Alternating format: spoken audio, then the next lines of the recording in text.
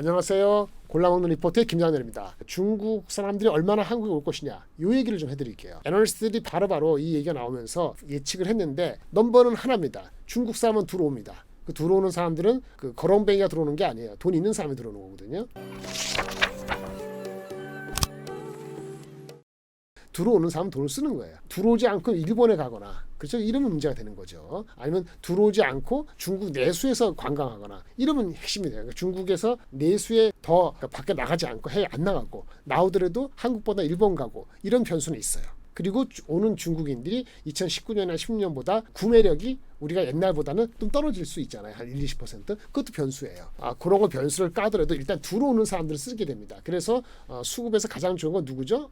관광에서 오는 거니까 호텔하고 복합 리조트예요. 눈에 확 띄는 건 어떤 거라고요? 호텔신라, 롯데관광개발, 제주도를 중심으로 한 롯데관광, 전반적인 호텔신라 이렇게 보시면 돼요. 화장품은요, 로드샵에서 쓸 수도 있고요, 올리브영에서. 그 다음에 뭐 옛날에 영광을 누리는 아모레퍼시픽, LG상황을 쓸 수도 있어요. 인디 화장품을 쓸 수도 있고, 뭐 그렇게 안 쓸 수도 있죠. 맛집 가갖고 그렇게 하고, 아니 임의용 시설, 미용 수술만 하고 갈 수도 있거든요. 어떻게 스펜딩을 할지는 정확히 모르죠. 2-3년 전랑 패턴이 바뀔 수도 있어요. 근데 확실한 거는 복합 리조트, 카지노가 있는 호텔 이런 거, 면세점 이런 주식은 괜찮은 거거든요. 그래서 조정받으면 호텔신라하고 롯데관광호텔이 가장 먼저 오는 게 맞아요. 이 주식들이 흔들리면 다른 주가도 안 갑니다. 그리고 그 말씀을 드리고, 그러면 중국이 얼마나 들어오냐 보자고요. 26년도 투자를 최근에 한 사람들은 다 기억이 안 날 때 한때 중국 사람들이 1년에 800만 명씩 왔습니다. 2016년도에 보시면 월 평균 6-70만 명 왔어요. 좋은 시절이죠. 호시절입니다. 그런 시절 다시 올까요? 왔으면 좋겠어요. 장담하냐고요? 모르죠. 일단 19년 보자고요. 19년에는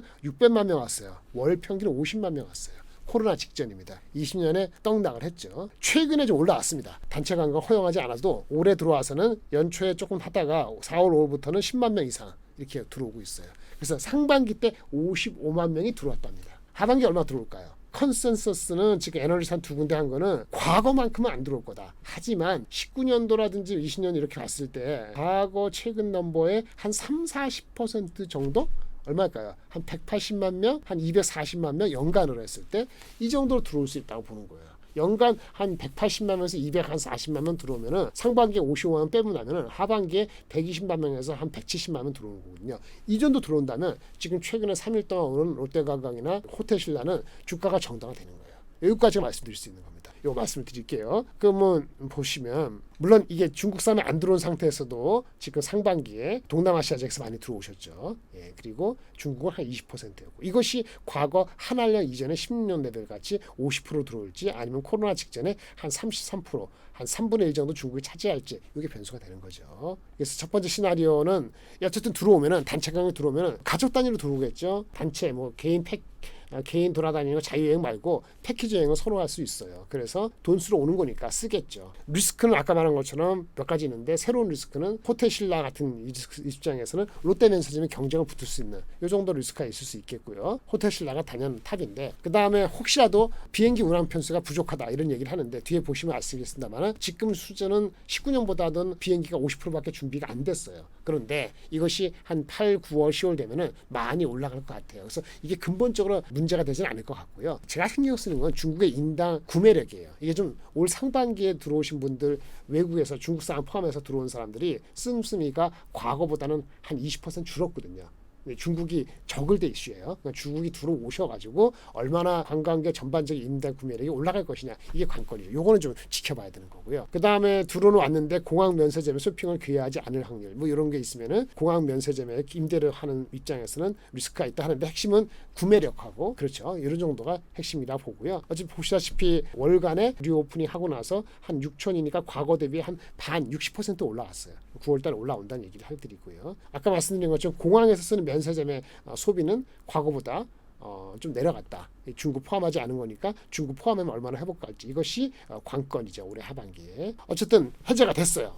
그럼 들어오는 게 상반기에 55만 명이고 하반기에 보수적으로 125만 명 또는 한 180만 명인데 코로나 직전 아까 월 평균 한 50만 명까지 오는 사람들의 한 30-40% 정도니까 월 한 20만 명, 하반기에 한 150만 명에서 한 200만 명 정도 올 수도 있다 이렇게 보는 거죠. 그러면은 하반기에 최소한 120만 명, 많으면 한 180만 명 정도가 들어온다면은 어느 정도 우리한테 분명히 훈풍이 불어오는 거다 이렇게 볼 수 있는 겁니다. 증권사 애널리스트 리포트 보시면 이게 상반기에 55만 명 한국에 들어왔잖아요. 하반기에 175만 명으로 들어온다고 보는 방법과 30-40% 회복하면 180만 240만 명 온다. 이렇게 시뮬레이션 해본 겁니다. 변수는 뭐라 그랬죠? 중국 사람들이 아예 안 나오면 내수가 좋아서 그럴 확률이 있죠. 중국에서만 소비하겠다는 사람이 40% 정도가 있어요. 물론 외국에 나오겠다는 사람들이 또 나머지 반이고 요걸 좀 지켜봐야 되고요. 그 다음에 상반기 때는 태국을 오픈했거든요. 태국 많이 갔어요. 근데 이제 일본하고 한국하고 오픈됐으니까 오는데 일본하고 한국하고 비슷비슷하거든요. 중국 사람 입장에서 일본 갈 것이냐 한국 갈 것이냐 선택의 이슈가 있어요. 요것도 약간의 변수가 될 수 있는 거가 되겠죠. 어쨌든 호텔하고 롯데관광개발처럼 그런 쪽에가 이슈고 복합 리조트 개념에서는 파라다이스가 그 다음 정도에 놓을 수 있다라고 볼 수 있어요. 복합 리조트는 카지노 말고도 와서 다른 것도 쓰잖아요. 그래서 비카지노까지 복합적으로 갖고 있는 리조트인 회사가 인천에 파라다이스가 있고 캐파가 있기 때문에 그 캐파가 정상화된다면은 아트파라디소 여기가 시적절하게 재개장하기 때문에 캐파가 정상화되는 것도 긍정적이다. 근데 엊그저께 많이 올라서 오늘은 좀 조정을 받는 것 같고 업사이드 측면에서는 호텔신라나 롯데관광개발이 좀 더 유리해 보입니다. 이 정도까지가 이제 관광에 대한 얘기를 말씀드렸습니다. 어쨌든 한 축으로서 IT 반도체하고 중국 사람들 오는 것, 우리가 가는 것, 그 관광되는 거하고가 그 다음에 바이오 이런 세 가지가 축이라고 말씀드리겠습니다. 이상입니다. 감사합니다.